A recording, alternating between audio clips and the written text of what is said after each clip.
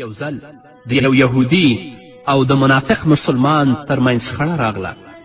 یهودي ورته ویل زه چې دا پریکړه په محمد صلی الله علیه وسلم وکړو ځکه یهودیان په دې پوهېدل چې رسول الله صلی الله علیه وسلم د لوړې درجې انصاف کوونکی قاضي دی. د دې له امله یهودیانو به هم زیاتره ستونزې په رسول الله حل او مطرح کولې. هغه منافق چې دروغجن و نو ځکه له رسول الله صلی الله علیه وسلم سره په مخامخ کېدو ویرېده او ویره محسوسوله. نو یهودي ته یې وویل زه چې لاړ شو او دا پریکړه په کعب بن اشرف یعنې ستاسې په مشر وکړو چې تاسې ته نږدې هم دی او ستاسې په مذهب هم دی. یهودي پوهېده چې هغه رشوتخور دی او پریکړه د اعتبار وړ نه ده. نو یهودي ځکه دا ټینګار کوه چې پریکړه به په محمد رسول الله صلی الله علیه وسلم کوو. آخر هغه منافق هم ورسره خبره ومنله او د رسول الله لور ته یې خپله ستونزه وړاندې کړه. رسول الله د یهودي په حق کې پریکړه وکړه.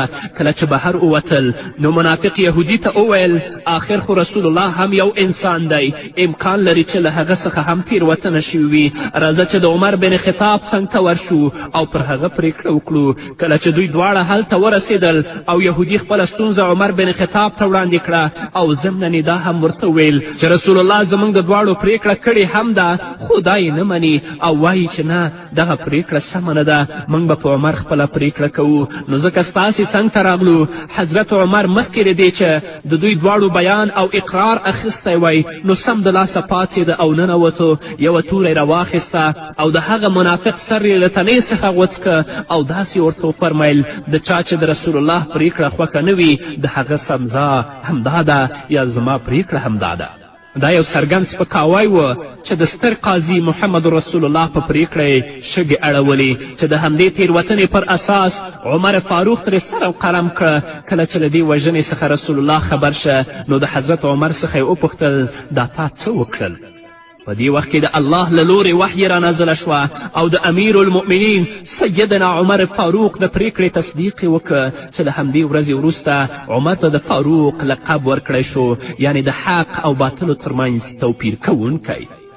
رسول الله صلی الله علیه وسلم ته به چې کومې ستونزې او دوسیې راتللې هغه به یې سمدلاسه حل کولې، نه به یې چاته نیټې ورکولې او نه به یې ترې کوم فیس او لګښت اخیستلو. راشه د نن ورځ قاضیان او څارنوالان وګورئ، راشئ د رسول الله ژوند مطالعه کړئ، د هغه نه عبرت واخلئ. که ستاسو کار په یو ورځ کې هم حل کیږي تاسو ته نیټې درکوي تر څو چې تاسو نه رشوت وانخلي، تاسو ونه ځوروي او تاسې ونه کړوي، کله به هم ستاسو دوسیې حل نه کړي.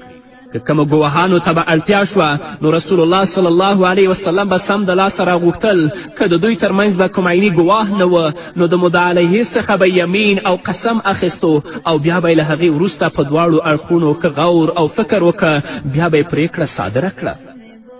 تر څو پورې چې د مسلمانانو ترمنځ دا اصول او قانون چلیږي نو هر قاضي به په سمه معناو سره قاضي وي. خو چې کله د یو چا د لیدلو او کتلو رشوت واسطې پر بنسټ خپله پریکړه وکړي نو په دې پوه شئ چې له نړۍ د عدل او انصاف نوم ختم شو لکه چې نن ورځ ختم شوی. د رسول الله اصول جاری نه دي بلکې واسطه رشوت او زور او پیسې حاکمې دي. موږ نن سبا ډیرې محکمې او څارنوالیانې ګورو چې په هغوی کې هیڅ عدل او انصاف نه چلیږي بلکې